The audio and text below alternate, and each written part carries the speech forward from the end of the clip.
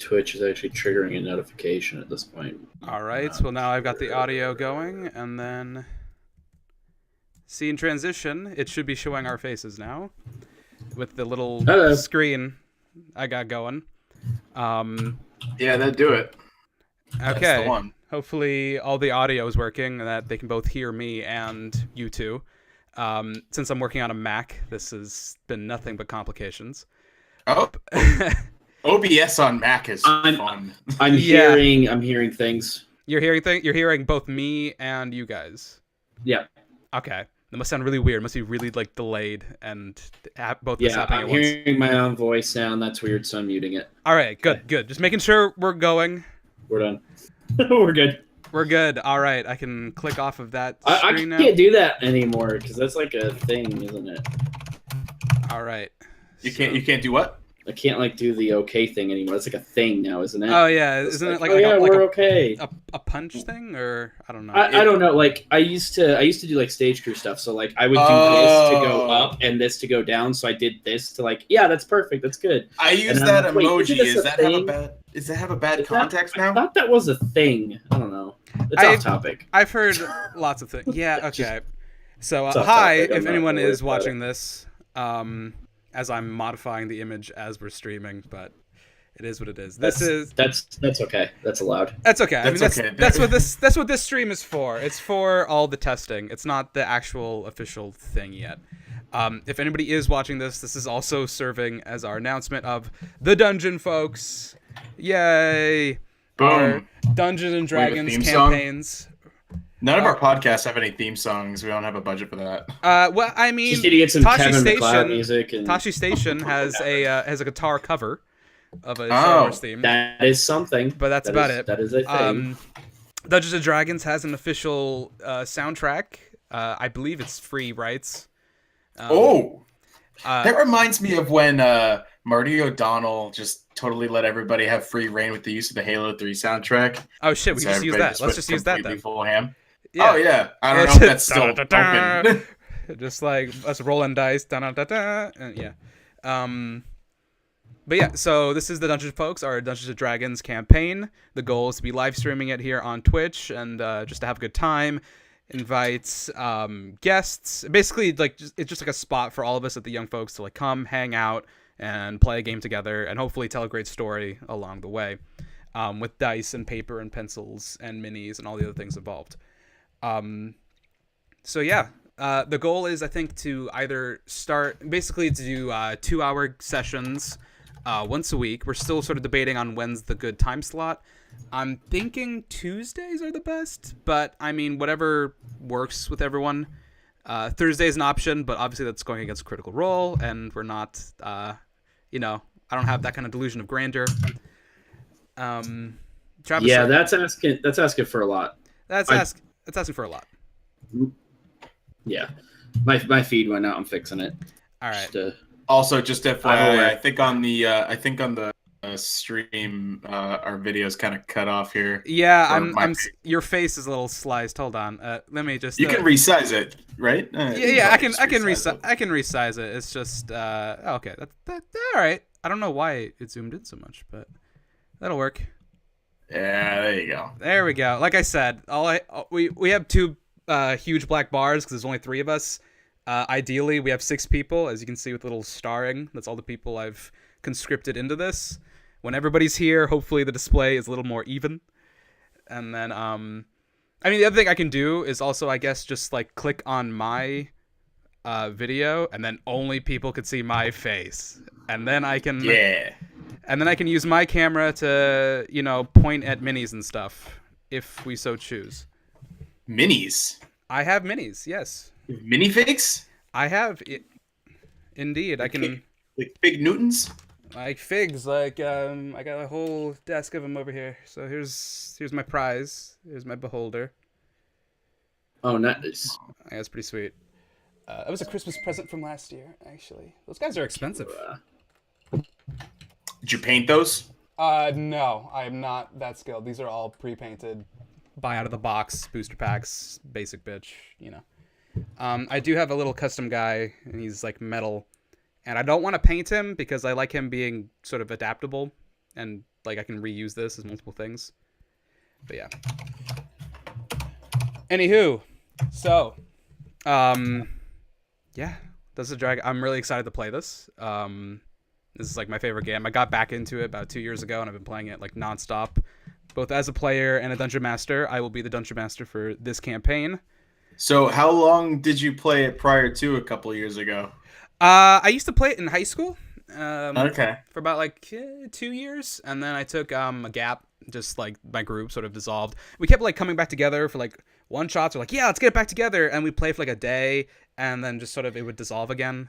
Yeah, that's the tough part is the getting everybody wrangled together. Yeah, that's probably the roughest part. But you can tell by the black bars on the screen. yes, you could tell that getting people together. It's just a meme within the game. So. But I will tell you, I've only played one Dungeons and Dragons game prior to this, and me and my group are really, really bad at it. That's okay. We cannot get anything done the way the Dungeon Master actually intends it to be done, and that will extend sessions quite a while. I mean, for one thing, the Dungeon Master should never intend something to happen. Well, I mean, like, way. Just have like an expectation of like, oh, if I set this up, they'll probably pick up on this clue, and we don't. Yeah, okay, that's fair. It just goes way over our head. That'll happen, and I expect it to happen in this one too. But luckily, I've designed this game in mind. It's going to take place in a big city. It's very open-ended, so I'm expecting you guys to get kind of lost and to not know what to do, but at the same time, figure out what you want to do amongst the chaos and go for it. Somebody typing? Yeah, that's me. Sorry. Okay. Got one of those Garmin keyboards. Oh no, it's my Corsair. It's got RGB. Watch this. Watch this. Oh, that is pretty nice. Sweet. Is that a mechanical keyboard? Oh yeah, Cherry MX. Wow. Nice. Aren't you fancy? Yeah. I mean, I wanted a backlit keyboard, and then I was told, oh, get the RGB one. I'm like, okay. All right. That's fair. That's fair. That's fair. All right. So I'm still just amazed I got this to work. I've been like hacking with OBS for the longest time. I still don't think it doesn't look as great as I'd like it to be, but yeah, they really got to make a XSplit variant for Mac. The problem with Macs is the audio, because if you're trying to like because sometimes you almost ruin your sound card on a software level trying to like get it to work right unless you have multiple audio input sources. That's what I had to do. Ugh, it's a fucking mess. Yeah, I had to go. They are not fun to patch. I had to go download something called Soundflower and go into my Midas system. That's exactly the one. And I stopped streaming until I got my PS4. Actually, I didn't stream at all for like a year and a half. After that, that was like a complete disaster. Yeah, it's a bit. So bear with me. I mean, if someone else wants to take over the technical side of it, but that they have to be here every single time, so that's the problem. But I mean, it works for what it is. The main event is all on our heads anyway. This is fine. Yeah. I think you're doing a good job. I'm still proud of what we got so far, and if I just hate whatever we look, I can just do this. Bam, switch to scene 2. Our beautiful graphic.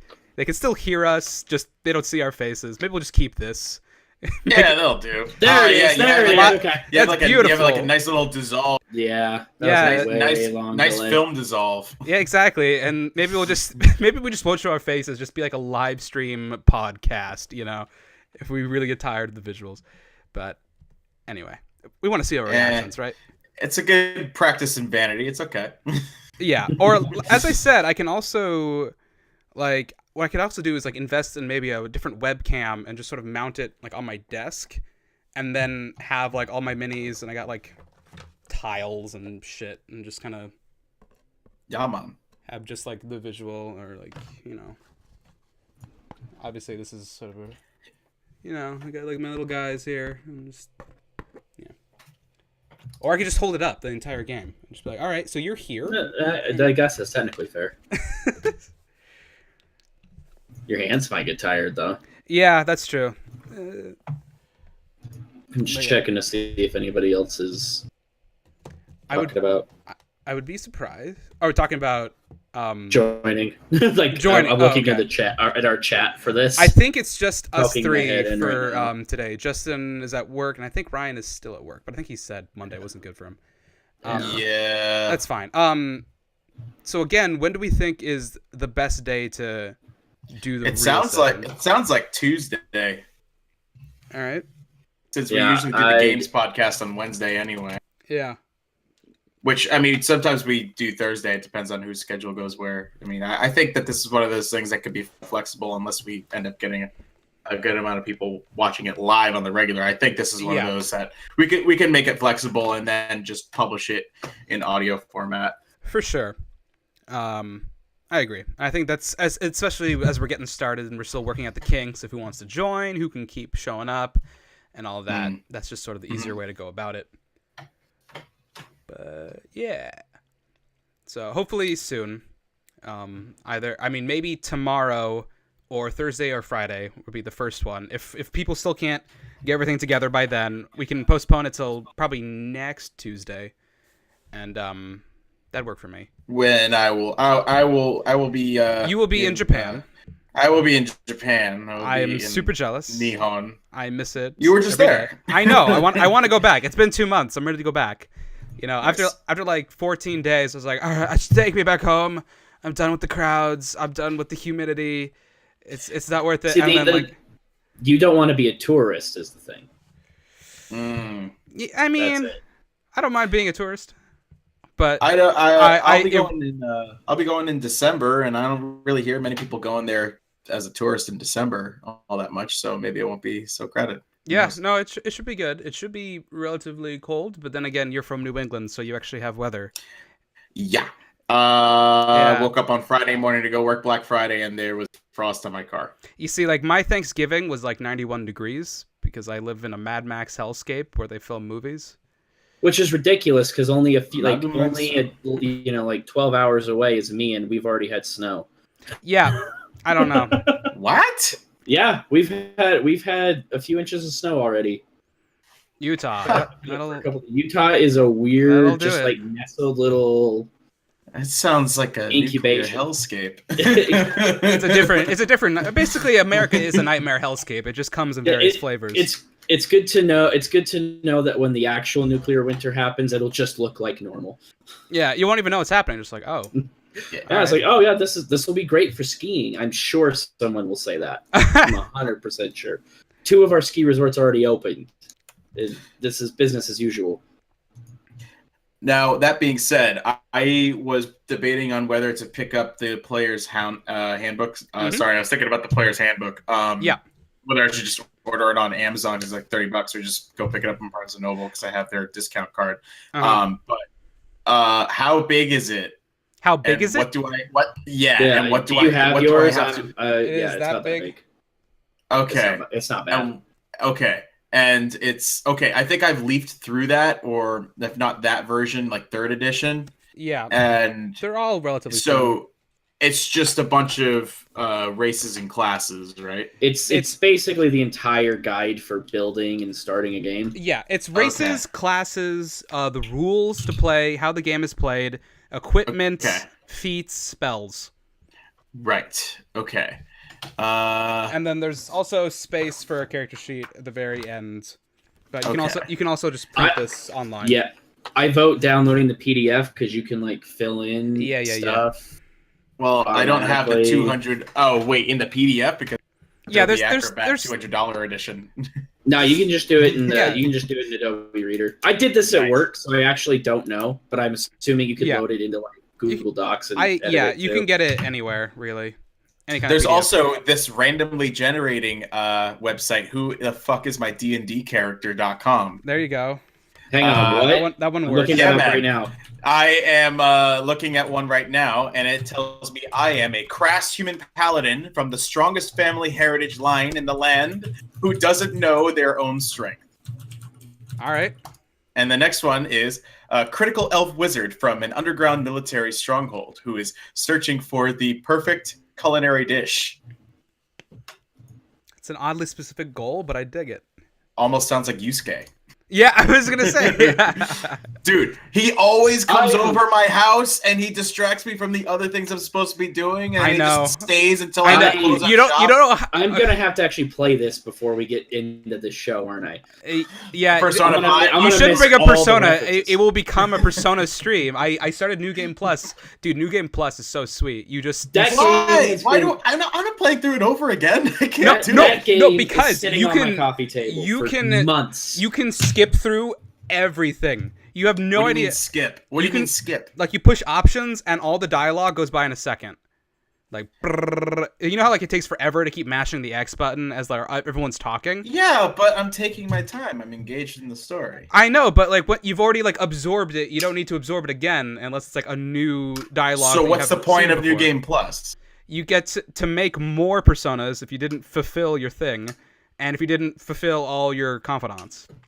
I only got to max out like 3 of them, so I wanted to like go through the rest of them. Is And- there like an extra special, more important ending if you do all that? No, it's. I mean, if you beat it, it's fine. I'm not like It's just seriously playing it it's again. It's It's a for completionist completionists. thing. It's for completionists. Yeah. So like, you My carry beard's not that over. epic, so it's You okay. you carry over your social stats, so you have way more free time to hang out with people. Oh, so I can Yeah. actually talk to the gun shop guy, probably. Exactly. Like I can actually talk to Haru and not ignore her because my proficiency is 2 when she meets me, and she requires 5.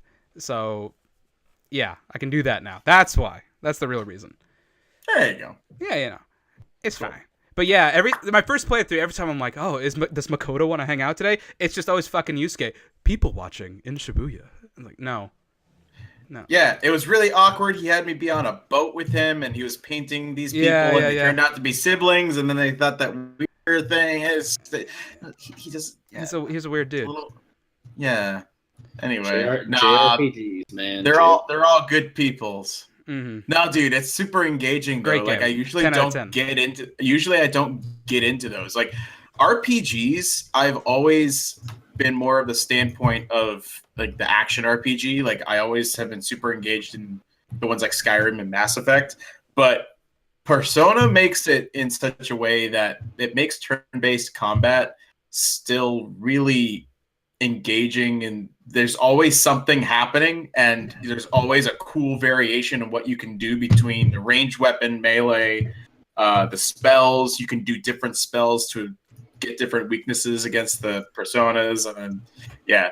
Yeah, It's- and I just personally like all like the music, the animations, everything. It just The feels. music's so good. It just feels Yeah. and sounds good whenever you're No, playing. Yeah. it looks like a lot of fun. But It's I've got had so it. much style. The I've only had problem it, is that and it will just take up your haven't life. started It it. will take up 2 months of your life. The game is unending. It has like 7 It's endings. killing me. See, that's It's the problem. killing me. Is I've got stuff to review.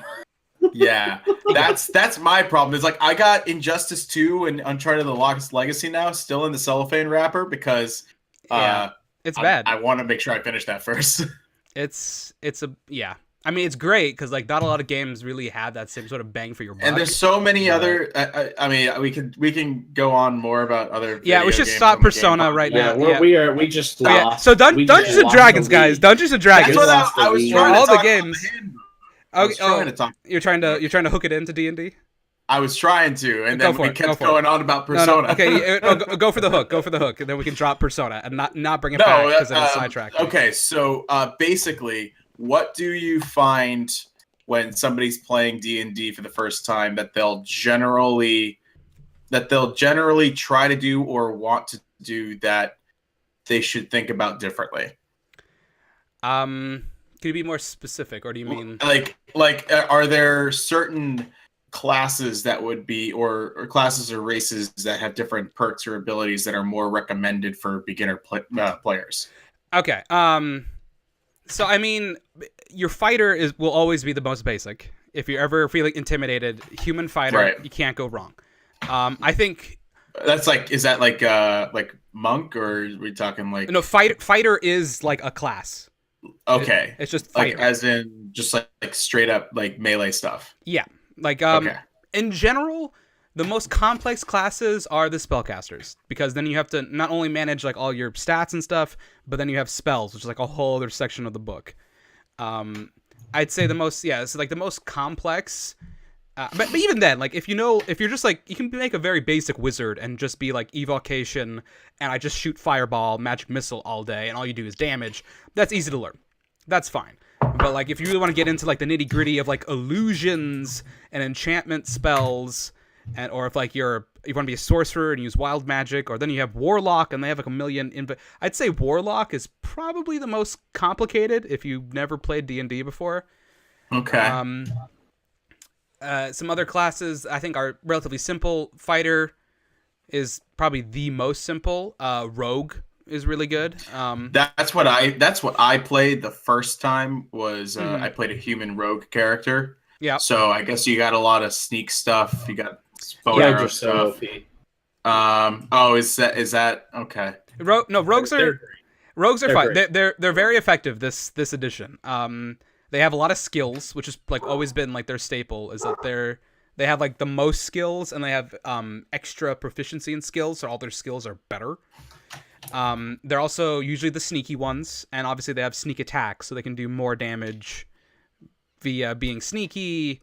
Whenever like they're allies in combat with someone, they can slip behind that person and stab them, do extra damage. So they're good for burst. They're just also pretty squishy. Not a lot of health. Squishy? Yeah, squishy. Not a lot of health. Squishy. Squishy. Yes, sorry. Squishy. They're That's squishy. Not swishy. Squishy with a Q. I mean, I guess if you're a swashbuckler, you're kind of swishy, but that's the other thing, is that every class has various like subclasses that like they can branch out. Oh, okay. Yeah. And some are more complex than others. Do you decide that later on, or you get them when you level up? Usually, like everyone's usually the same at level 1, which is what we'll start at. Okay. So don't worry. It's usually at level 2 or 3. Do you decide? Okay, I'm this kind of paladin, or I'm this kind of ranger. Okay. And is that basically more contingent on what stats and abilities that you use or is that just kind of like a decision-based thing? Yeah, it's usually each archetype has like a different sort of style of play to it. So I mean, like let's take fighter. Fighter, you can be at level 3. You can split between either a champion, a battle master, or an eldritch knight. And then, or if you get Xanatar's Guide to Everything, there's also the samurai, the arcane archer, and the cavalier. But don't worry about those. I'm not. Hold on. I'm just gonna ignore the fact that samurai exists in D&D. Samurai. It's newly released. It's pretty good. That's an important thing to be aware of. That's better than in World of Warcraft, where humanoid pandas became a thing. Okay, so that's the only time I ever played World of Warcraft was to be a panda. It was to be a panda, just to be Jack be a Black. Panda monk. It was dope. It was What were they called? Pandarian? Pandarans. Yeah, that's it. Pandarans. Yeah. It's ridiculous. Anyway, the fighter. So in the player's handbook, it has 3 outlets. There's champion, battlemaster, and eldritch knight. Champion's the most basic class in the game and subclass. All it really does is it makes it so that like to roll a critical hit, you usually have to roll a 20 on the dice, and then your damage is double. For a champion, you can roll a 20 or a 19, so it doubles your chances of crits. And then they have extra athletics, so they can move a bit faster, they can climb farther. And I think they can get an extra fighting style, which is a buff to all your attacks. All fighters get those, but champions get extra ones. They're very straightforward. Battle masters have different maneuvers, so they can do they learn different abilities to they can do like a trip attack or like a disarming attack or intimidating attack. They can change up their instead of just making regular attacks, they can make their attacks do extra things. And then you have the Eldritch Knight, which has all the buffs to armor and attacks that a fighter has, but they also have some spells. So if you can't decide between a wizard or a fighter, or you like the idea of being able to swing a sword but also cast spells at the same time, you have the Eldritch Knight. So that's to give you an idea of the archetype. So like the rogue, you can have the thief, who's really good at scaling walls and stealing stuff, and they can do extra stuff with their hands and use an item as a bonus action instead of a regular action, so they can do more stuff in their turn. You have the assassin, who can do more damage whenever they sneak attack, and they can automatically crit if they hit an enemy that's surprised. So it encourages you to stealth up and to stab someone when they're sleeping or something. whereas opposed to like a thief where you're just better at like lock picking and skulking around. And then you have the Arcane Trickster, which is like the Eldritch Knight but a rogue. So it's a rogue that has a little bit of spells. So if you like sneaking around and sneak attacking, lock picking, but you just wish you could like turn yourself invisible whenever you want, you can be an Arcane Trickster. That sounds like every time I play something but in the Elder Scrolls. A lot of my context of all of Elder Scrolls. No, and which is really good because Elder Scrolls itself, like the guys who made it, that it's based off of their D&D campaign. They're super into D&D. It's based off of their D&D campaign, like, and you see it everywhere, like the way dungeons are designed, the way the world is, the races, the leveling system. Yeah. It's all basically D&D. So that's a good reference point. That's honestly really cool. But so in regards to crits. Mm-hmm. Is that pretty consistent in regards to what you have to roll across the board, or is it different per class or level or what? Almost always a crit is on a 20 unless an item or a class ability says otherwise. Okay, like sometimes you might have a certain like class or a level that will add a buff to it where you could do 18 or 19 or 20. So champion when you get to be a higher level champion fighter, you crit on an 18. And that's like, I think the only way you can crit on an 18 is if you're like an level like 19 champion fighter. So not often. Not often. It's really rare. It's like, cause that's sort of the champion fighter's thing, is that they can crit easier. So like that's the trade-off for not getting a lot of other abilities, that they're just better at what they do. They can only do a few things, but they're extra good at it. And then but there's a couple items, like if you get like a legendary sword, I think like the Sword of Cass is like one of those like top tier D&D super items, and that can crit on a 19, but it's pretty rare. Neat. I keep trying to come up with different questions because I have a like basic understanding of how it's supposed to work. Yeah, I mean, I kind of I accumulate all this knowledge and like this understanding, and then like every time I get thrown into it, I'm like what do we do? What do I do? And I always go to the DM. No worries. Each time, and I'm like, okay, what are my options here? What am I supposed to do? Because otherwise, it just seems like it's totally broad, and as a gamer, I'm totally used to all of my options being super limited. Yeah. No, it's honestly, that's always the biggest thing. And I've walked like new people through the game multiple times, so no worries. And that's always the big thing. I think it's probably partially a comfortability thing, and then you eventually kind of become. You learn it as you go. Well, more like you just start to, because you have to really think creatively when you're doing it. It's kind of like off the cuff story building. Yeah. If you think about it. So like as far as character decision making, I mean, you could go about it in a way where it's like very technical, like, okay, I'm going to try this. That's not working. Okay, I'm going to try that. But then you have a group of people that you got to work with. Yeah. So. And I mean, you learn it as you go, and like you don't have to worry about like things being too open, because like basically no matter what you're doing, there's always like one thing you can do. Like you always be like, I attack or I help my friend. And as you play your character, you realize what your character is good at and what you enjoy doing, and then you realize it's not a bad thing to just kind of keep doing that. Like there's a dude that I know who also works at the same place I do. Like the first time I played, he was in the room. He played like this bastard halfling. Yeah. And he just like stole from people instead of fighting the enemy while we were all fighting. That's great. Just to be a dick. Go for it. Wait, like steal from the enemies or steal from you guys? No, steal from us. Oh, that's fucked up. Okay. No. Yeah, we had a goblin artist who never participated in combat. He was a complete instead he would try to build friendships with everything we encountered. So he'd pull out Undertale. His little goblin would pull out a drawing pad and draw him being friends with whatever we were fighting, and then like present it. But the way that just really drove it home is our guy actually had a notepad and drew stick figures and junk and like handed it to the DM constantly. Did it ever work? I give him this. That's super funny. And he's like, okay, so it kind of winks at you. Like he had to like guess what it was gonna react to. It's so like playing make believe is what it feels like to me. That sounds like that group that I first played with a couple of times, he was not present, but usually would be the one to play with that group. And you guys now know and are aware of the eccentric man that is Miles. Of course it is. So I can't even remember what the context was, but whoever the guy who was their DM, like in that time, he told me about how he would just be super.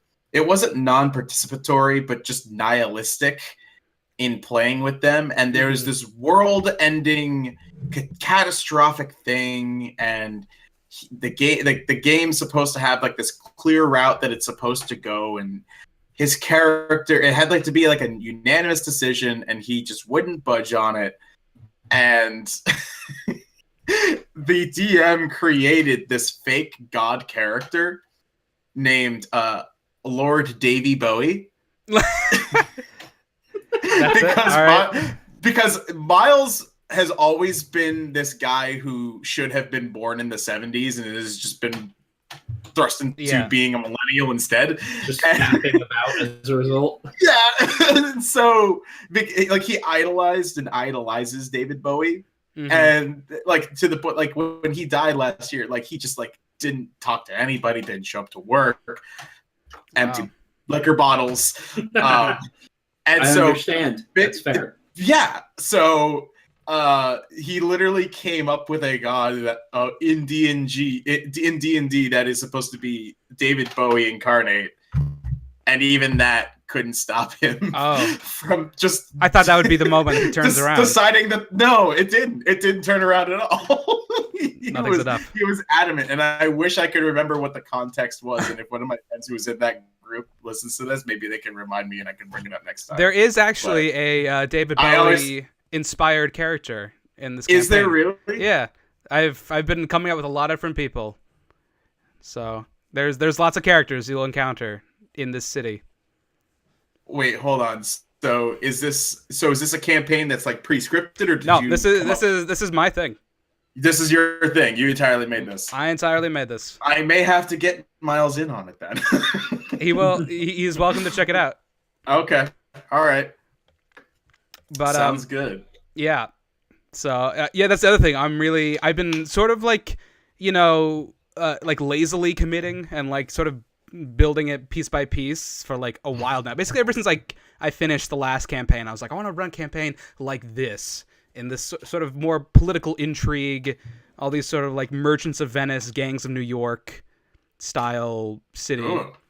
So that's it's a little different than just like running through the countryside and fighting owl bears, which you can still do. Okay, that's literally all I've done. Well, yeah, maybe not owl bears, but that's still there. Yeah, like literally, group congregates in city. Random person comes up with a quest for them to do. Everybody agrees to go do it for whatever reasons there are to go do the quest, and then they go do it, and we either finish it in one session or everybody dies.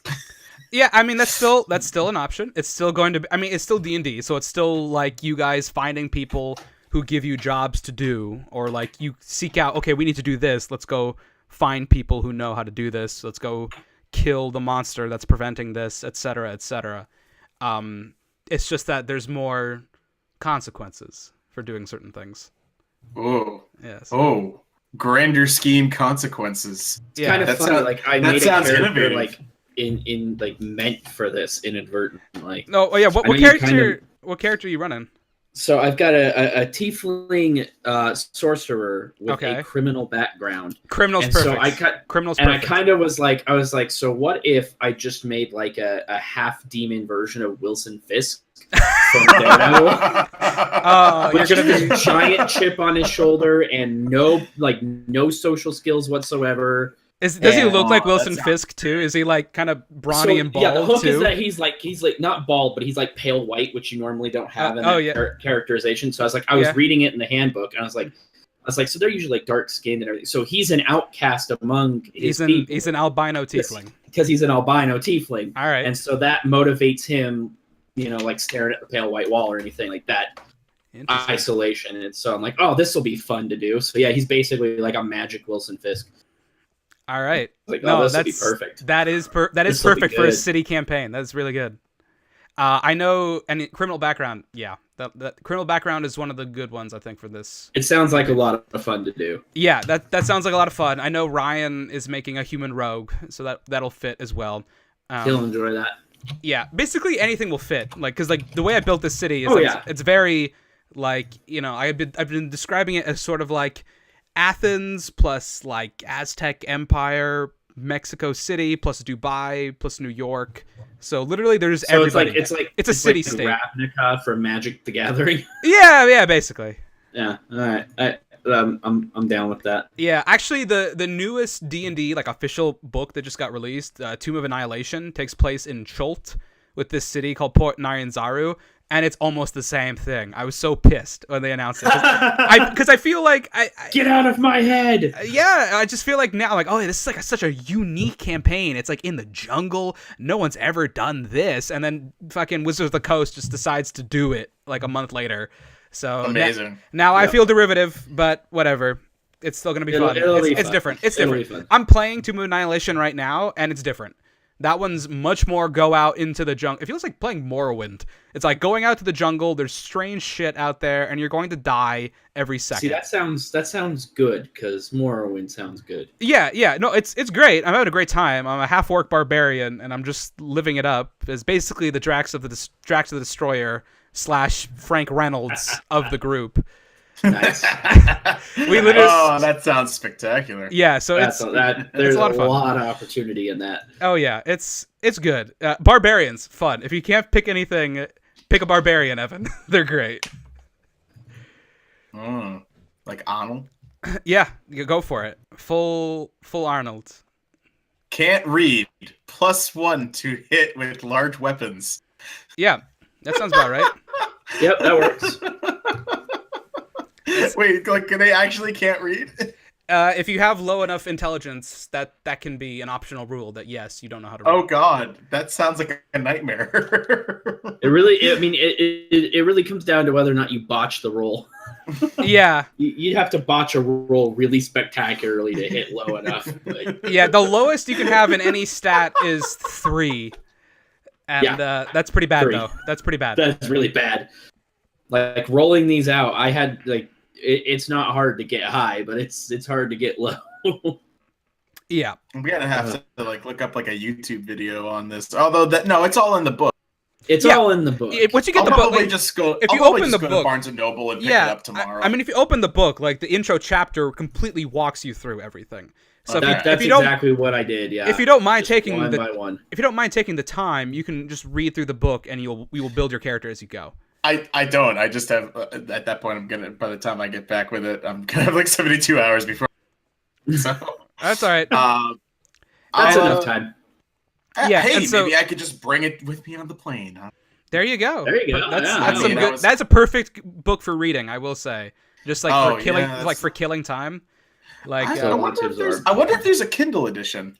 I don't know. I know there's various. There are PDFs. I'll say that much. That's all I'm going to say. But there are PDFs out there. You can also be a pirate, and you can get these. Are there pirates in D&D? Yeah. Oh, you can be. You can be a pirate in real life and pirate the books, but you can also be a pirate in D&D as a background. I meant in whatever D&D. you want. Yeah. No, there is a pirate background. It is the variant of the soldier background. It's actually a pirate would actually be really good for the campaign because. No shit. They have an ability that could be fun. Their ability is called Bad Reputation, which is just like people know that you're an evil bastard and they just don't want to fuck with you. You can just be like, "Ooh, oh, that's good." It's like, "Oh, that'll be 3 copper for it'll be 3 copper for your ale. Like there'll be 3 silver for your food." No, it won't. You're right, it won't. Have a good day. You can get you can get away with shit with Bad Reputation. It's up to DM discretion, but you know, it'll be persuasive to your DM, and they'll let you do it. That's what I found. Convince them it'll be cool, and let you do it. Yeah, if it's cool or funny, I'm usually in favor of it. Nice. So that's what I can go for because, in my experience, everybody's like kind of serious about doing a run through, and me being new to it, I just kind of like get all jokey. Like I was basically portraying a Star-Lord-esque character Yeah. The first time around when I was playing a ranger, I was like kind of being meta, just because I was just like conversing with people normally, but I was just like guessing that it was in character. I don't really know how to do the whole in character thing, and I don't even know if it's really a thing that people will do all that much in our campaign. I just know that it's a thing that's done. It's fun to do. It's more fun. Yeah. It's more fun. It's more entertaining. So I encourage it, but I'm not gonna be like, hey, say that as your character. Like I'm not gonna be. If you be like, oh, I walk up and I say this, I ask for this. I'm not gonna. You're not gonna be a Tommy Wiseau about it. Or, no, I'm not. I mean, I will be. I will be doing voices. Say it with passion. A James Lipton. I will be doing voices, so you will have to put up with that. I hope you find it entertaining. The Yoda DM. Yes, there are various characters you will come across. I do. I've been testing a lot of them with Yasmin. She's been a little annoyed, but is she not playing with us? She might. She might. She should do that. Yeah, she might. She might guess. Tell her she can just be Kylo Ren. Oh my god! No, the characters. I was like, oh, character. Like, what kind of character you want to be? Like, I think I want to be like a broody elf. I'm like, okay, yeah, all right. You're being that guy. Does he have delusions of grandeur? Probably. Probably. But I think I have a good idea of where that character would come about in the campaign, so that's good. But yeah. Nice. Yeah, oh yeah, that's the other thing, is that Evan, if so that's the other thing I want to say, is that so this whole campaign takes place, it's going to start out spoiler, I guess, preview. Everyone's going to start out on a boat on their way to the city. Oh, like Berserk. Yeah, forever on a boat for years. That's an ominous. That is an ominous connotation there. Yeah, it's like Berserk. It's like Berserk. Let's play okay, Berserk. Now I'm nervous. That'll go to some dark play. I mean, that'd be a great D&D campaign, but not to start with. Not this one. Not this one. Not this one. God. Yeah, there's some subject matter in Berserk. Boy. But anyway, that's a way of putting it. Yeah. So we're going to start on a boat. So basically, everyone needs to write into their character a reason for them to going to this city. Or if you're... And you guys can decide amongst yourselves if your characters know each other already or if you're meeting on the boat. If you're joining in later the campaign, which you might be Evan, you will probably already be a resident of the city, or you're an even fresher immigrant. It'll be up to you. So. Oh, it's okay. So it's an immigration boat. Okay. Yeah, you're like everyone's going to the city, new beginnings, very like sailing into New York, 1800s style. So the entire campaign couldn't possibly take place on the boat. It and could.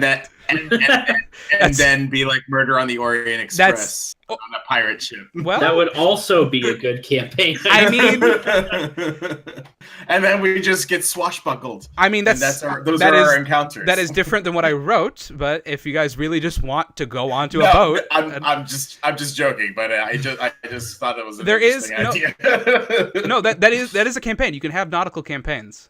That's kind of cool. Completely. Actually. It's different because like you're spending a lot of your time is on the boat and then fighting like sea monsters coming up from the water. Oh, I do like sea monsters. But yeah, actually the game I was playing, Tomb of Annihilation, there is quite a bit of sailing from like coast to coast, and we got attacked by pirates. And there you go. Yeah, we met that guy. Yeah. You met this guy? Well, a guy like him. Oh, he's a sea monster. That's yeah. Oh yeah. Oh, we encountered a dragon turtle. That was. Yeah, scary. Oh, Gamera. That's his name. Yeah. Yeah, he shows up out of the sea and he asks for all your money. He's a dick. Literally, that's what he does. What? In Tomb of Annihilation, there's a random encounter when you're out at sea where the dragon turtle, which is like the size of an island, it comes out of the sea, starts splashing around and just keeps saying, "More. Give me more." And you like throw like buckets of gold at him, and he just keeps saying more until you throw enough, and then he just swims away. Nothing along the lines of "I need about Tree Fitty." Yeah. You gotta pay the troll toll to get into this boy's hole. Yep, that's Dragon Turtle. So I mean, if you want to go back out into the ocean, you're welcome. No, it's all maybe good. maybe when we've done a few quest lines, maybe I'll leave that to you. Yeah, I mean that's the beauty of this campaign is that I wrote it. I've purposefully not like written everything to a T yet because to kind of make it flexible. Yeah, because I'm expecting more of you guys to pick like, okay, we like this particular area of the city. I've like zoned it out into various districts. Each one has their own thing going on. There's like various powerful families everywhere. And so I expect you guys to glom onto like, okay, we find this interesting, so this is what we're going to do. You know, there's like you know what would be cool? We don't really have stuff like this on the site, but since this is a D&D thing, I don't know what your inclination for creative writing is all that much, but I was a creative writing major. Oh, so, I took two creative writing classes. There you go. Probably have the same books as me. Probably. 3 a.m. Epiphany? No, I got. Oh, okay. What is that from? Oh, fuck, I don't remember. Deepening Fiction? Maybe? I don't know. That sounds familiar. Anyway, point being, what would be cool if you like published like a post on the site that was like kind of like as like a landing page for the podcast, but if you had like this what do you call it? A characterization or like description, like scene setting for like that city hub, so that like not just for us, but like so like people can like kind of take a look and see what the summary of the of what the city looks like and like what's kind of established there, so they can like jump into any iteration of the campaign, but just kind of like since it's your own build, that'd be kind of cool. It'd be kind of like your own little. I'm into that. Campaign handbook. It'd be good for like an announcement post too. I will totally do that. Okay. And then that way, once we get this on SoundCloud and iTunes, we can put it all in the one spot. But I think that'd be cool if like you did like a summary of the setting and the establishment and like the tone of it. Or I don't know how you would go about that. That sounds good. I mean, like how long? Like, do you want like just like a couple paragraphs, or do you want like a full thing? Because I think it depends on how deep you want to go with it. I mean, how do the books usually do it when they summarize stuff like that? Like a setting or like a period or. I mean, if there's like certain subsections to different parts of the city, or if there's cultures in there. Yeah, I mean, are you asking for just like a very like sort of general like get you into the mood thing? Yeah, like everything. Just like an overview for the city and like the setting. If it's mostly going to be centered in that area, be kind of cool, I think. All right, I can totally do that. I can also do like expansions if like as things get more. Yeah, or even if like either on the same post or on a different post, or you can link back to them. Like we could do like story beat updates on it. Yeah. So I'm down for that. In written form. Cool. I'd love to do that actually. So I can write that down somewhere. That's not a Beats box on the desk behind you, is it? It is, but I got it for free, so. Okay. I was about to chastise you. When I got this laptop at the Mac store, he's like, "Oh, are you a student? I can give you the student discount." I'm like, not anymore. And he's like, "Well, you still have your email?" I'm like, "Yeah." And he's like, "I'll just fucking give it to you." And sell them. And yeah, worthless. I've been trying. No one's fucking buying them. Because they're garbage. And he's like, "Okay, you can get a free set of headphones, like anything on the wall." And I was like, "Anything?" And he's like, "Yeah, just not like these like professional grade ones, the ones I would have bought." The ones with like fucking tin drivers. Yeah, so I literally just drivers on them. I just looked for like the most expensive ones that weren't like these ones, and they're like the wireless Beats. So I just grabbed it. It was free. And I've been trying to sell it ever since, and nobody's been taking it. People keep asking like, "Oh, I'll trade you for it." I'm like, I don't give a shit about like, I don't want trade. Yeah, you don't want somebody else's headphones. Gross. I don't need anything. I just give me the fucking cash, man. You don't want to see that. These are leather. Yeah, so that box is still unopened, pristine. If anyone watching the stream wants it, hit me up.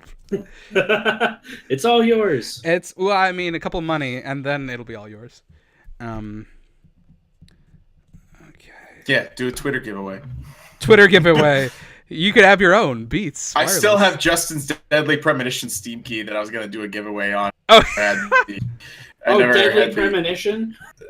How does that always come up? Do you not have it? I don't actually have it, no. Oh, I could probably go back and find it for you. He got it from a Kickstarter, but he already owned the game, and I was gonna do it. I was gonna do a giveaway, but I never got around to it because Gabby was like,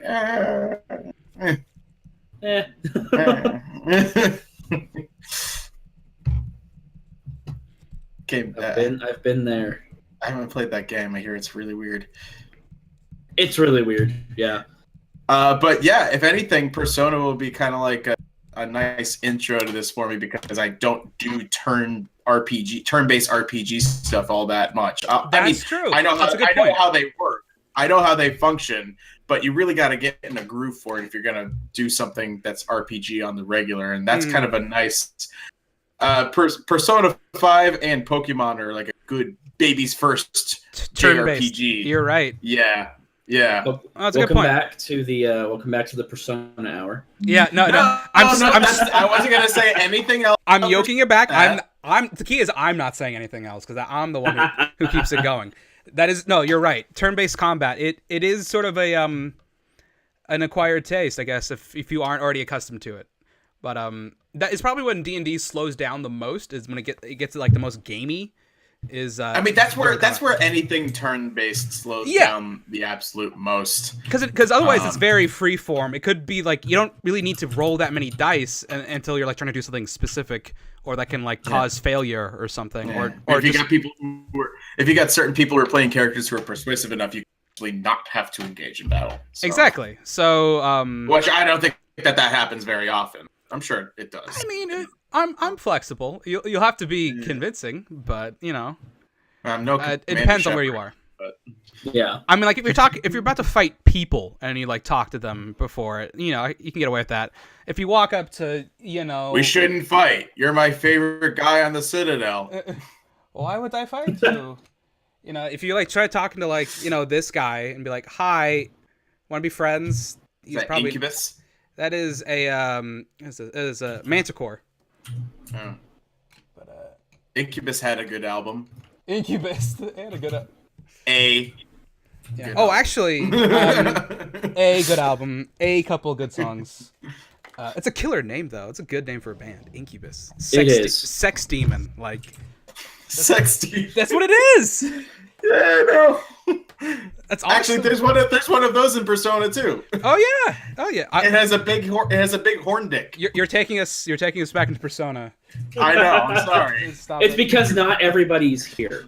That's why. It's just no, actually, this is the last thing I wanted to test. Tell me if this looks really janky or if it looks pretty good. Let me see if I just. Okay. All right. Bam. Now I'm just sort of like the hand and sound and of God. Okay. So so we got a Yu-Gi-Oh board. Oh no, Settlers of Catan. Okay, no, it's a map, and then the other side is a dungeon thing. All right, so let's see how this looks. I could invest in a webcam, but Logitech one's good. That's the one I'm using. Do you have like an old smartphone by any chance? An old smartphone, maybe. If you've got an old smartphone, I can help you turn it into a webcam just for this purpose. Oh shit. Oh well, you could even just use it as the Discord sound input cam. Yeah. Oh, you probably could. No, that wouldn't work because then he would have to. Then he'd be hearing himself all the time. Yeah, I mean, this is just like I'm literally just using my MacBook and like angling the built-in camera. Oh, unless he used the phone as a second camera unit, but with no sound going in, just so that he could display the map chart and the figures. Yeah, the map would be useful, I think, for context. Yeah. So I mean, I could just like make this little switcheroo whenever we're battling, and then just have it set up as like a secondary webcam. Okay. For the whole thing. I could do. How would you guys watch it though? Like I could probably. Well, it would be so basically, easily. Alex. What you would do is you would have two users yourself in the Discord. Yeah. Oh, One being the phone as that webcam, and then the MacBook, or you could just set. MacBooks don't really cooperate with multiple webcam inputs, do they? I don't know, actually. It depends. I mean, as long as one's an independent webcam, Yeah, like with its own drivers and I know. everything, I know. it With should be doable. yeah, like I can use multiple mics. So I can also use multiple cams too. Regardless, like you just have to make sure that you've got it like meticulously set up, but it should work. Yeah. Regardless, in either case, you would need a tabletop tripod. Yeah, no, I mean, I've been having this on my Amazon wish list like forever, just like those two items for this purpose. But, Yeah. if you guys like the look of this, if you're on the I'm willing. if you're on the lookout, one of my favorite tripods is the GorillaPod. Do you know about that one? No, but I'll look it up. Hold on. Gorilla, like the animal, or like the fighter? Yeah, the brand is Joby, Joby. Hold on a second. Okay. Oh yeah, you can get one of those real cheap. Okay. But how does this look right now? Does it look a little too janky, or? No, I think that's good. Yeah, because you could also just like in Discord, you could like click my screen and make it the screen. And I could do that for the stream as well. Like, let's see how that looks right now. Yeah, that doesn't look too bad, actually. Yeah, that's not bad. I mean, I should get probably some more lighting in this room. But, I mean, you know, it'll get the job done as far as, like, here's the bad guy, here's you, here's water. You can move 5 spaces. 1, 2, 3, 4. Attack. So, we can work with that. And then I'll just be this discombobulated god over here rolling my dice while you're doing that. And here's all my minis. This little shelf. Anywho. Cool. So we'll work. I'll work out more with that stuff as we go. So this is the GorillaPod, and they call it that because it grips on everything. Nice. It has abs. Oh, I think I've seen those before. Yeah. Yeah. So these will even hold a DSLR. So you could put it on a bookshelf. You could just mount it up on a table, and it's got a ball joint gimbal. Nice. And you can either put a webcam, like Travis and I got, with the 1/4-inch screw on it, or you can get a smartphone adapter where it's got like a spring clamp. Yeah, I've got one of those too. Let me pull it out here. Looks like this. Mm-hmm. Yep. Okay. Yep. Yeah. Yep. Yeah. Any smartphone will fit on those, as long as it's got a 1/4-inch screw adapter on the bottom. Yeah. And then there's another one that's that I have that I couldn't find, but it's a similar size, like a foot tall tripod that extends like a 2-footer. It also has a ball joint, but it's like a metal frame. It's like aluminum, so it's not flexible, but it's sturdy. So that's cool. I could send you a couple of things like that. And I know it's still Cyber Monday, and I know tons of Oh yeah, I should look at it like right now. Webcams go on sale, so I'm sure even the one that I have is pretty good. So all right, I'll have to start looking at stuff. Yeah, Amazon had some stuff I remember. Yeah, man. Very nice. Good old Amazon. So I'm actually going to test this also. Since I want to take just like a little 5-minute break. And if we can, or do you guys have to go, or are you guys good? I'm just hanging around. All right, then yeah, I will be right back. So I also want to test if I can like mute the stream and switch back to the other scene seamlessly. Oh yeah, definitely. Keep it going. So let me test that. Sounds good. Yep, it's switched. Looks great. And now we're going to mute it.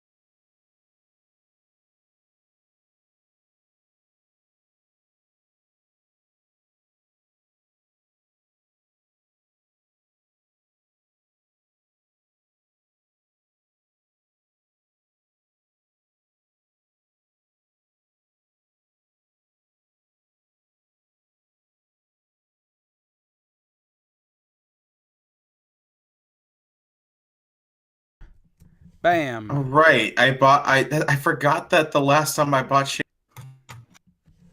buy it again since. Nice. All right.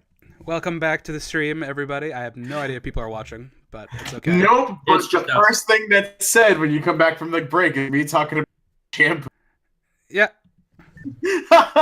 there you go. Oh man. On brand, Super on topic. funny. Oh yeah.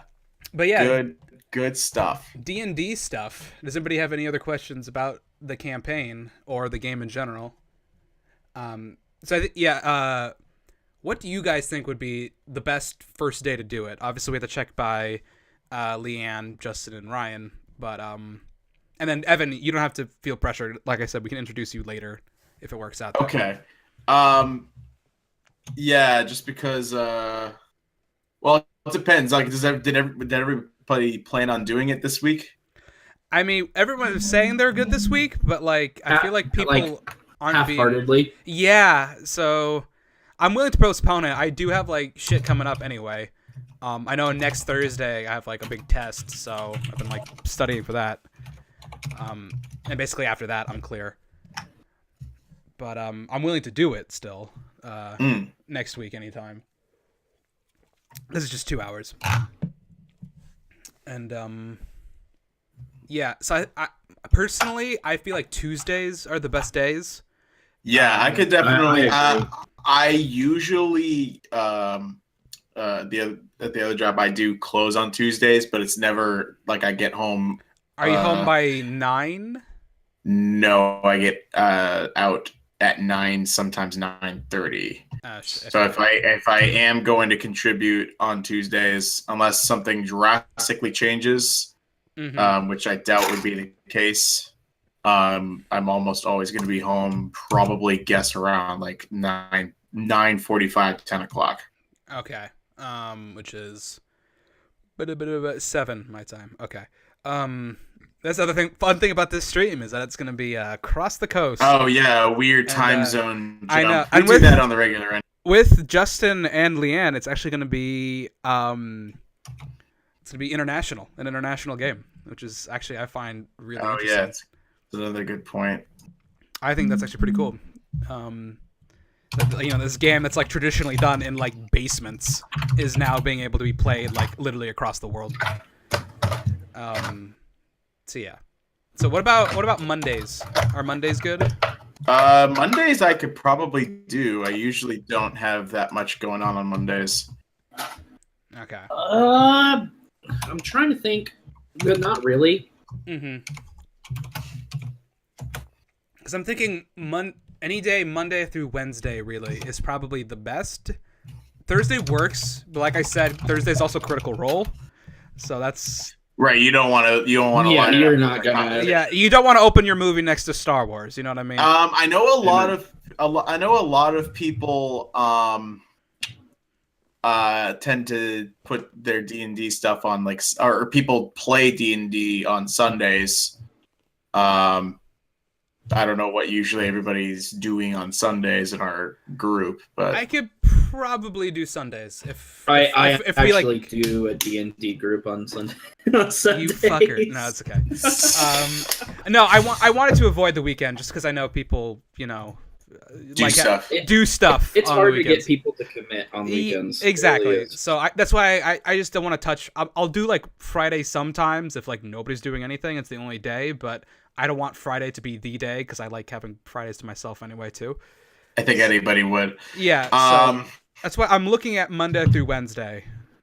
Yeah, definitely like Monday, Tuesday, Wednesday, and then on Wednesdays, like if it overlaps with what the D-pad, I'm not gonna worry about it. So, Yeah, that's a little bit more flexible to shift over, I think. definitely. For sure. So, first session eventually. But thanks for tuning in and enjoying Stuff. our announcement of it. We're still preparing it. It's happening, which I'm excited about. Yeah. Have you created a name for your tiefling, by the way? Yeah, I called him Karnov because Karnov. All right. that sounded gangster. Yeah. Does he have a Not- Russian accent? That's what it sounds like. I mean, I don't know if I could actually pull off a Russian accent the entire game. That would You'll be surprised how often you can get used to it. Feel like Yeah, I mean, James like- McAvoy's really bad accent in Atomic Oh my Blonde. God. The last campaign I DM'd was Curse of Strahd, which is all about the vampire lord, and it takes place basically in Transylvania. So I was doing nothing but Russian accents for like 6 Oh months. god. oh my gosh. They call me Bloody Slav Smoker. I am Count Strahd von Zarovich. Welcome to Barovia. Yeah. Welcome to my torture chamber. You've never heard about my encounter with the beast? So yeah, I'm a little Russianed out, but I do appreciate the accents. The subtleties of Russian humor. Yeah. It could be like a Slav or something. I mean, there's options. Yeah. There are options. Yeah. I mean, it's not Russian. It's Slavic. There's various. It just sounded like mobbish enough to fit. You're right. Like a John Wick villain. He sounds exactly like You're the a John Wick in villain. John. Go for it. What alignment? Did you? I went with lawful evil. All right. Very proper. That's a very. Think again, like Wilson Fisk is what was in my mind, but now I'm like also thinking like freaking. Did you guys ever see Jack Reacher, the first one? Because it's a terrible movie. No. But like Warner Herzog is in it. And it's just, I'm gonna drink your blood from a boot. That movie. yeah, that one. It's so bad. My dad loves that movie, and I hate it. It's a dad movie. They're just our dad movies. Fucking dad movie. Fucking dad movies. Anything with Tom Hanks now, it's just a dad movie. Bridge of Spies is just a bad movie. Yeah, it's not a dad movie. It's a bad movie. It's a bad movie. I was so mad that thing got nominated for anything. It was so boring. Anyway, lots of. It took me 3 attempts to get through that movie. By the way, Oh no. like I turned it off partially a part of the way through each multiple times. It's just like Anyway. like nothing happens except Tom Hanks keeps like ranting about like American values. Like that's it. And then Mark Rylance is just kind of like, "You do the work. I don't know. I'm not going to do anything, but I'm going to do nothing but win the Oscar. Yeah, he was Yeah, in he something did. recently that was really good. Yeah. So yeah, I'm gonna have to take a look through the book. Mhm. I think What this will be a really interesting party because I know Leanne, when she was telling me, she wants to make a merchant, and I said, "Oh, what class is he?" She said, "Like, oh, is he like? You mean like working class, middle class?" I'm like, "No." oh boy. Oh. So I'm really interested what kind of merchant she's going to build. I feel like I'm going to sell her on Bard, but What? That We'll makes see. sense. yeah, That makes sense. Yeah, definitely. If she wants to be a merchant bard, probably sounds like that would be closest to that. Oh, look, here's the summary: magical songs +4 to being charming as fuck. wait, what are you reading this from? Here's some fucking D&D. Oh, that one. Yes, okay, of course. Yeah, That's- this is what I go back to for everything. Yeah, I mean that's pretty concise. Yeah. Bards are usually the best at talking to people. They're kind of like rogues, but they're more flashy and less stealthy. Yeah. And they're surprisingly good at magic, actually. You've practically sold me on the pirate thing, though. This would be hilarious if you all show up as like the most like ruthless cutthroats on this like city. It's basically like Suicide Squad moves. Oh god. So- That could be a It's like- disaster. now you're making me want to bet. But It's- like, what it's class like- would that be? it's is the like thing. it's like a cross between Suicide Squad and like an American Tail, but the Disney movie. yeah, you know, like Feefle the mouse. But if Feefle the mouse was Harley Quinn, Oh my god. that's basically our D&D campaign. Oh, you're taking me back with that one. Yeah. But what class would that be if you were to pick like to go for a pirate thing? To go Would that for a be, pirate. I mean, is you that can- is that its own class? there is a rogue option that is called Swashbuckler. Okay. If you want like the traditional like Jack Sparrow sword swinger, You could like pirate. You don't have to be like arg pirate. You could just be like, I'm a guy who robs people I'm a guy on who boats. robs shit. Yeah. Yeah, like I'm gonna fuck your shit and take your boat and your money. Yeah, so I mean, you could work Here's my gun. You can be a fighter, a barbarian. Those work. Those would work well as a pirate. Basically anybody. I actually had an idea for a warlock pirate who fell into the ocean. Sounds cool. Because one of the warlock, like, you feel free to steal this idea, but warlocks are complicated. Warlocks, like, they make a pact with their elder being. You can make a pact with either a devil, a fae, or an old one. So you can literally just be a disciple of fucking Cthulhu. And I had Aquaman. I had an idea. Aquaman was a pirate. I had an idea of a pirate warlock who was sailing the high seas until his ship crashed and he drowned and saw Cthulhu, and that's how he made a pact to get his life back, but it drove him insane. Dude, and that's we should make that script and then workshop the fuck out of it. Yeah. So pirate warlock is something I thought of. So that would be a fun one. Because we all need a little bit more Cthulhu in our heart. Exactly. Cthulhu's everywhere. You can bring us together. Rele Fitagen. Cthulhu Fitagen. Yeah. Let's see. What else could work with a pirate background? Basically anything. A cleric pirate? A cleric pirate? That would be really ironic. Actually, yeah. No, you can make that work. How would you make that work, though? I don't even know how you would make that work. If you're a cleric to like an evil god or like a trickery god, that works. I don't know. Yeah, I guess so. But like if you're like a life cleric, I guess you're just like, well, I call me the anti-scurvy. That's just what I do. Well, you can make it work. The only one, I just read it and I was like, huh, that sounds super contradictory. Yeah, I guess you could be a druid of the sea. A storm sorcerer would also work. Storm sorcery is in like one of the other books, not the player's handbook, but like a sorcerer who sails the ocean, and sort of navigates with spells to move the sails. You can work with that. So I'm gonna have to pick up the handbook and just really like go through. Yeah. The last time, and I was a fighter class, and the race was the Dragonborn. Dragonborn's fun. Yeah, I came up with a very tragic backstory for him. That's what I think there's like, is there like this like mating thing or something like that with them? It varies from edition to edition. Okay, because there was this like there's supposed to be this kind of like this spouse thing that's supposed to be like this very important thing in their lore or whatever, and I came up with the thing that he was like betrayed and stabbed into the back by like the Dragonborn that was supposed to be his spouse because she was a rogue or whatever, and his village burned and he was depressed as fuck. So that's about right. He was a fighter. Yeah, I pretty much just made a brute man. I mean, that's kind of what I did with this guy. He was a Dragonborn paladin. Demogorgon fucked up his clan, and so he just ran away, tried to kill him. He eventually did, and it was sweet. Did you just say the thing that you said? Demogorgon, yeah, he exists.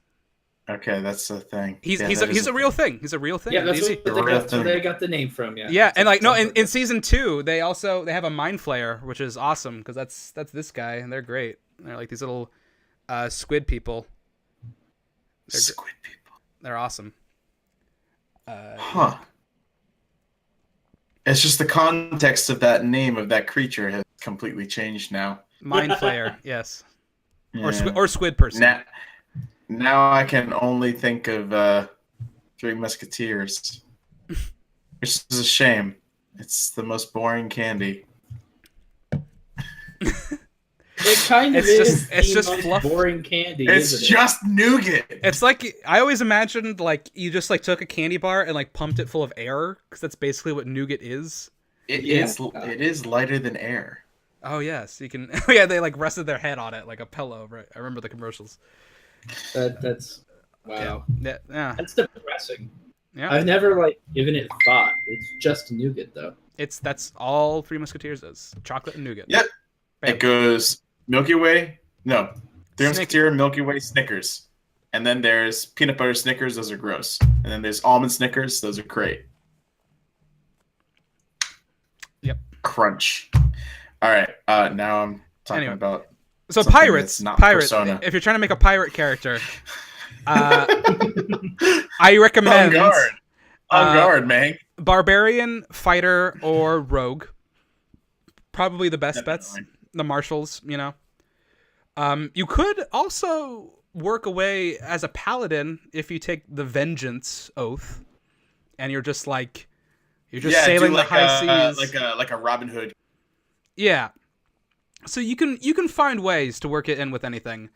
I mean, the easiest would be like if I had more class. experience, the warlock thing would be a really cool idea. But like maybe another time, probably. Yeah. Before I get used to it. Mm-hmm. You could also do a monk. Maybe. Yeah, I heard monks are fun. Monks are cool. Monks are pretty cool. So it's just just like beating people up with your fists. Fuck weapons. That's a monk. You can be that one guy from Rogue One. I can't remember their names because they're not really. What, the characters. complete waste of Donnie Yen? Which? Oh yeah. I'm sorry. You Is can that what be you're Donnie talking Yen. about? Yeah, that's what I Have mean. you seen any other movie with Donnie Yen in? Yeah, It Man basically is like monks. That's what you should be. To be fair, though, If Flurry Man of is blows. I just the wanted to monk. dunk on Rogue. I wanted to take the opportunity, What's that? but I just wanted to dunk for a minute on Rogue One. I don't know why. It's just like this is my opportunity. Yeah, How dude, dare you. complete waste of Donnie Yen in that movie. Star Wars films have a tradition of wasting really good actors in throwaway roles. Yeah. Like Forrest Whitaker in this very same movie. In the very same movie. The ugly boogly will know the truth. The Rebels TV show uses Forrest Whitaker better and more than Rogue One did. Save the rebellion. Are Save you the laughing dream. because of my Forrest Whitaker? That's my favorite impression to do because I can never Squid Monster from Rogue One. It's It doesn't matter because it's it's Boar completely Gullets. stupid. It's boar gullets. Like the I hate stomach that movie. like the stomach of a pig, a boar gullet. We were talking about monks. Alright, anyway. Donnie Yen, and I'm like, fuck I'm just gonna that keep movie. reeling it back to D&D. Alright, so yeah. Pirate, that is a fun idea. Freedom. Don't feel compelled to you have to do it, but pirate is a fun background. Yeah, sounds Yeah. fun. And actually Leanne's idea of a merchant works because there's a guild artisan background. So that works too. Ah, It's just her class, I think, that we're gonna have to work at. And then I don't know what Justin's doing, but in our very first get together, he said something about a cleric or paladin. So probably one of those. 5th edition's nice because you don't have to worry about I have to balance the party. There's gonna be a tank, a healer, or whatever. It's pretty flexible, and that as long. yeah, because it's already frustrating enough in Overwatch. Yeah, exactly. Dude, Overwatch. You can play a great Overwatch D&D one shot. I've thought about it already, but You know what's anyway. funny is there was back in college, not long after Inception came out, or like just after Game of Thrones came out, people were talking about tabletop stuff, and there's actually an Inception role playing game What? where everybody plays the different roles in the team. Oh, I can see Really? that. Point man, the architect, yeah. Well, there's RPGs for literally everything if you really know, look for it. but- If you look for it. But I've been- Inception, it was Yeah. really thorough. There was a full book on it. Freaking, I'm sure there's a Mad Max one too. Oh yeah. freaking Saban actually authorized Hyper RPG to create a Power Rangers. not quite Power Rangers one. That's that awesome. They have broadcasting right now. That's super funny. And they even brought back the guy who plays Bulk from the original show to play a Power Ranger this Oh my time. God. Wow. And I'm like, that's so lame, and I'm in love with it. That's perfect. Yeah, if I find that Inception clever. Yeah. That would be something. So yeah, don't feel compelled to balance based on the party. Play whatever you want. You could have a full team of rogues, a full team of barbarians. It can work. the game Yeah, I'm 'cause in. I was gonna say because Ryan's playing a rogue already, so I Yeah, wouldn't but you can double be a down rogue. on You can that. double down on rogues. It's fun. Like the game I'm playing right Or now. like we have- come up with like a different version of a rogue or something. Yeah, well, because like I said, Yeah. each class has different archetypes, and even then, Yeah. like especially if you're playing a spellcaster, you have to choose which spells you take. So never is it that one It's two. never gonna be the same. Yeah, it'll always be different. So you do you, man. Yeah, but that being said, it is usually good to have at least like one person who can take hits and at least one person who can do something magic. Somebody be a bullet sponge. That's about it. At least Sure. at least one tank and one magic person. That's it. That's bare minimum. But I mean, even that, you don't have to. Like the Curse of Strahd game I ran, it was a rogue and a wizard. So I just kept giving them health potions, and they kept running away, and it was fine. So you can still make it work. Fun. Good stuff. Cool. Any Neat. any other questions about the campaign or the game? How many sessions do we think we're gonna shoot together? I have no goddamn clue. As long as we want, I guess. Yeah, I mean, the campaign itself, I've designed to go from levels 1 to 10. And then after that, we can decide do we want to keep playing with these characters and have a different campaign in the same setting, go to a completely new place, or start over, whatever. Honestly, I have no idea. I have no expectations, really, because I don't know if people who commit to it now will be able to keep committing to it. I have no idea what like my schedule is going to be like as soon as the new year hits, really. So, But Yeah. at least some decent leveling for the first. yeah, I mean, I'm also a fan of milestone, not XP, because that XP leads to like grinding and number crunching, and I just prefer to be like, Yeah. okay, you've done this in the story, you level up now, or being like, we've been level 5 for like fucking ever, let's fight some cooler shit. You're now level 6. Like, Right. I'm much more into that. Keep it Right, more I think that's engaging better. than like Yeah, rigid. It's not number. You know what we should do? We should have some kind of background music playlist, or more importantly, a soundboard so that we can play things like Final Fantasy chimes when we level up. I know what I usually do. I've got a joke version of that for that purpose. What I usually do is have music in the background. I just don't know how to play it so that you guys can hear it without it sounding like shit. That's the one. Because I can play it. I can play it on my desktop, and it can play during the stream, so the stream can have background music, but you guys don't enjoy it. And that's we would more have fun. to play it. We would have to play it for ourselves independently, simultaneously. This is fine. Yeah, like all right, everybody, play the soundtrack now. Go ahead and do that. Yeah, I could literally open up Spotify right now, play the D&D playlist, but so the streamers would hear it, but you guys wouldn't. But, yeah, but I mean, we'll be like engaged in what we're doing anyway, but it makes it a little more like it's way more fun. It'll I'd have be willing to do it, but I think like even if we just had like a little YouTube playlist or something to go to for chimes, at least for the stream, that'd be kind of That would be good if we can figure out how to do that. That sounds great. Shouldn't be too hard to do.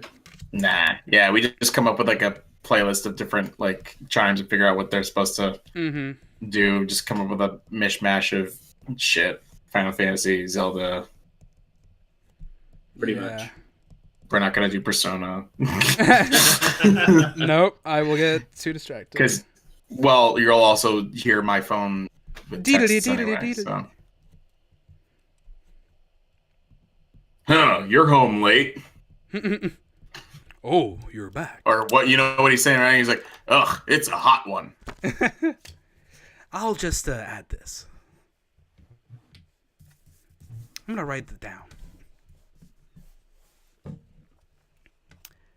Persona 5. Anyway, yeah. So music and soundboards, that'd be something to get on because that makes it a lot of fun. I mean, I've seen most D&D streams like this where it's sort of like done via people video chatting. Don't have music anyway because the logistics of it are sort of hard.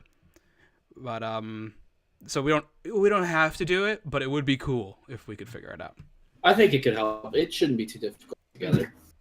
Even if we just kind of did our own, like, just to do it for fun, like if we all do our own, like, we throw in like our own study music or background music or favorite RPG music or whatever. It doesn't even have to be like thematically based. If we made one, that'd be cool. Yeah. Oh, I have playlists. Don't worry about that. Oh, you do? Okay. I'm ready. This is my obsession, guys. I don't really give a shit how many people view this. This is just an excuse to play the game again. This is just an excuse to play more D&D for you. Cool. Yeah. I can dig it. Yeah.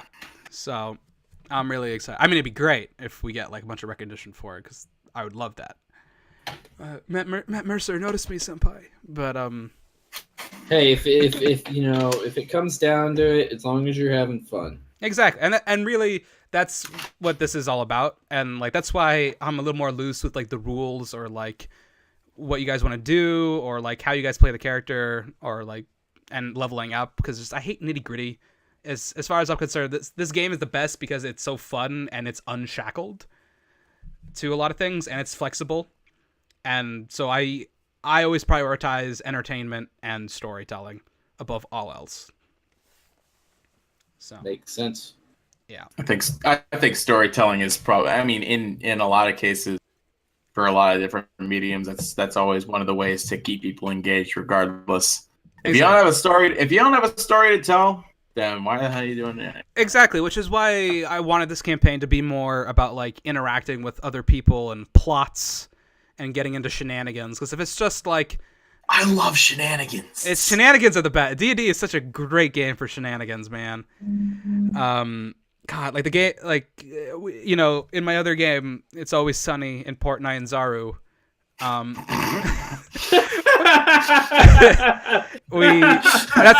what I call it. That's what I've called it now, because there was one day we were in debt to the Zentarum. If you know that, that's another good question. How much like shared universe D&D stuff do you want? Do you want just like my world, or do you want things like the Harpers? Whatever Vecna. works for you. I Okay. would know the distinction. Cool, fine. then that's fine. I'm totally fine with things being a part of All right. Well, anyway, lore, so playing when you play if like it, yeah.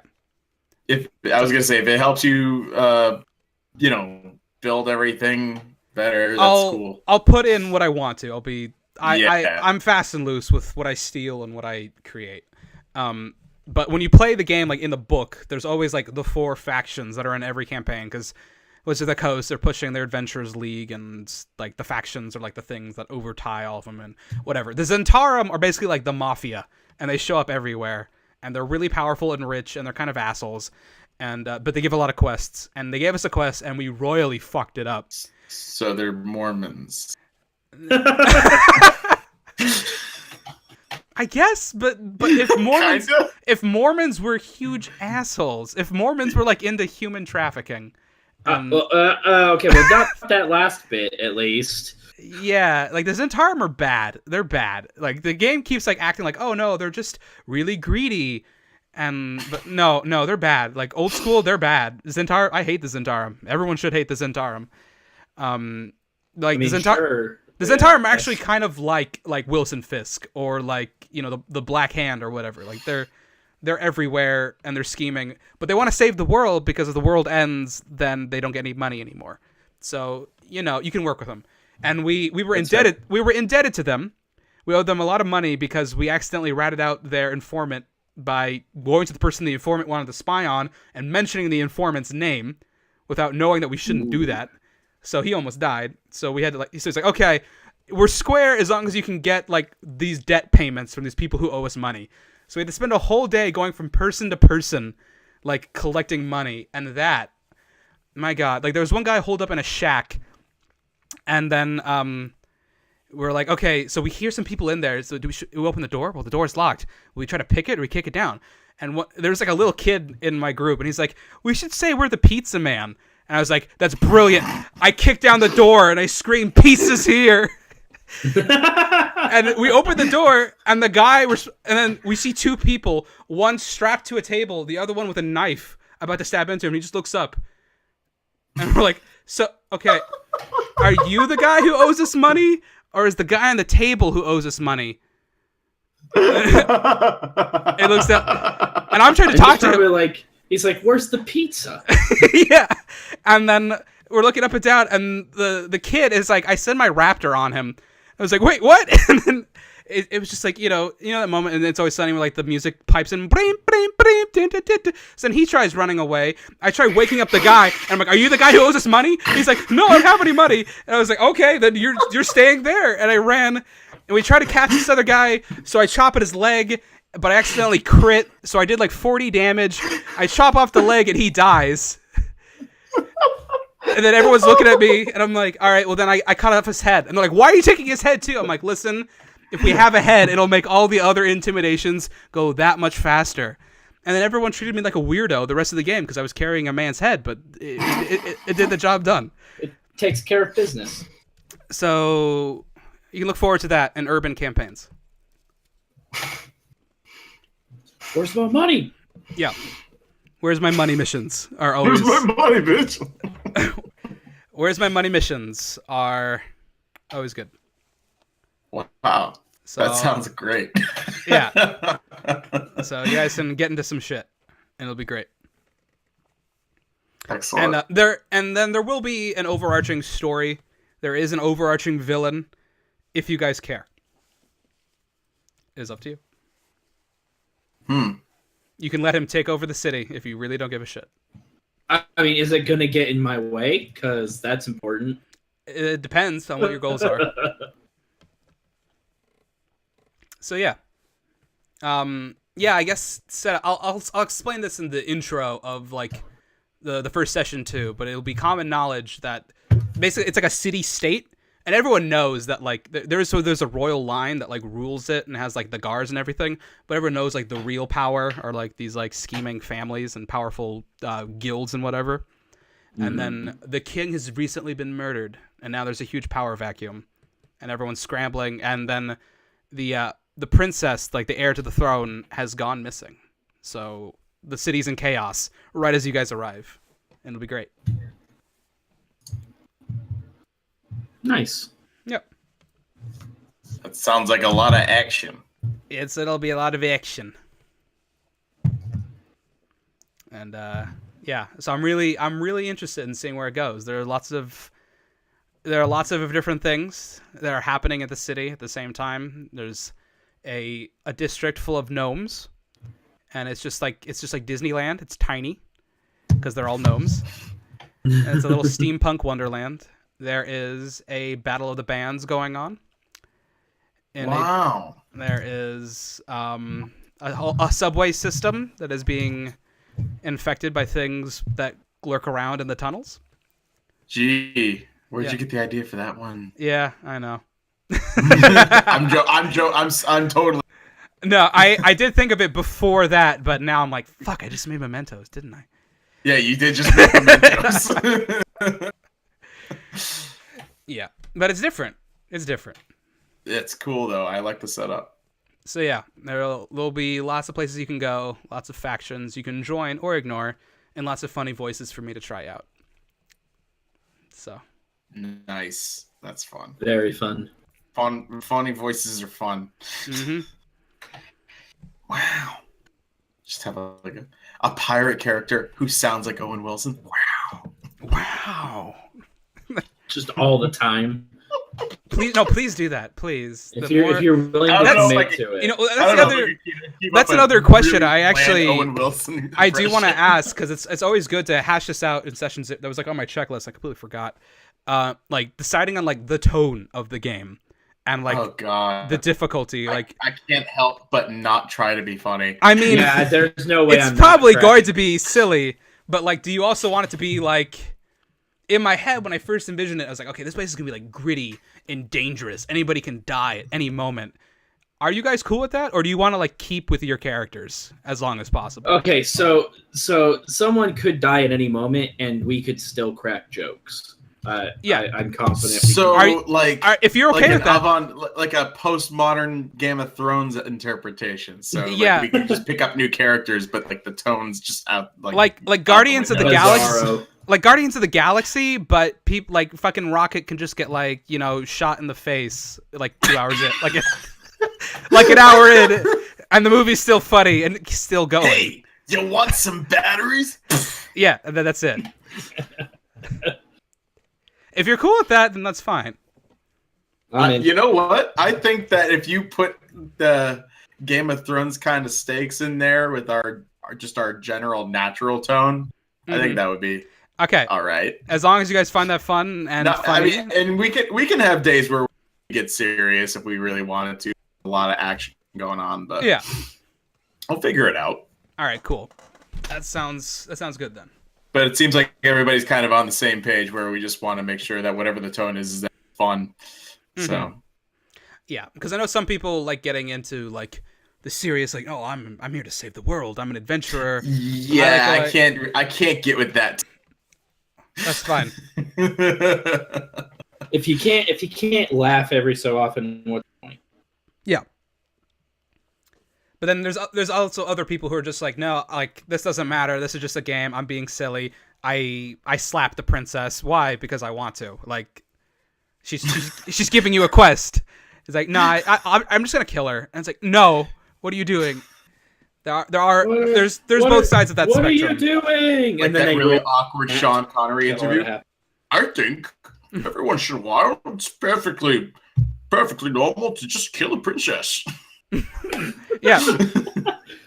You know the interview I'm referring to? I do know Yep. the interview you're referring to. That's a specific callback. So that's All right. Is there any subject matter or anything that people just like don't like, find to be like not fun or just boring or like they just don't want to see in the game? I haven't played enough to have anything like that. I concur. Yeah, I mean, I would say I'm down for whatever because I don't know what entirely to expect. Yeah, because like I remember one campaign I started, like before we even said anything, I was like, okay, is there anything anyone is like feeling whatever about?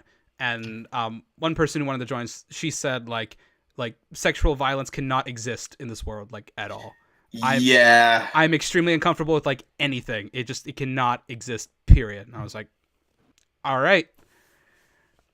And so we just carried on and like it just didn't happen. Or nothing was even like mentioned. I mean, like there was a war going on and like it could have been like Game of Thrones. Like people were always talking about the awful things happening, but you just kind of pull it out. So I mean, like, not that I was going to fill the campaign with a bunch of, berserk, you know what I mean? To tie it back, but bunch of Frank's dirty whores. Yeah, or that. But there is part of the city is the red light district, so I don't know if anyone's kind of like about that. It can be toned down. Not necessarily. I think that if we go more for subtext on stuff like that, the better. Okay. Make it more accessible for people. I think that that's something to keep in mind just because we're broadcasting it.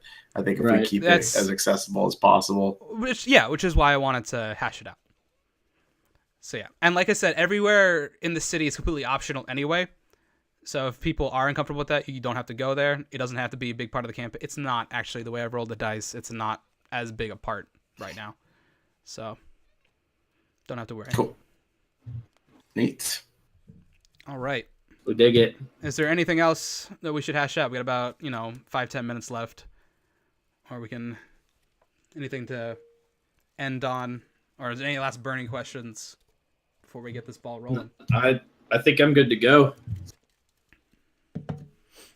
I think I'm prepped. Yeah, I'm gonna pick up the book and then I'll either leaf through it like tomorrow or during the week or just bring it on the flight with me.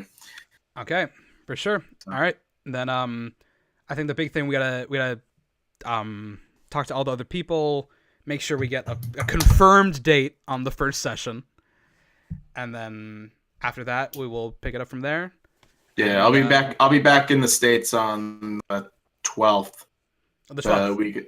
Week of Star Wars. So, very nice. Well, I'll be back on the 10th, but I'm gonna be sleeping all day on the 11th. Let's be real. That's no problem. Smart. Yeah, that makes total sense.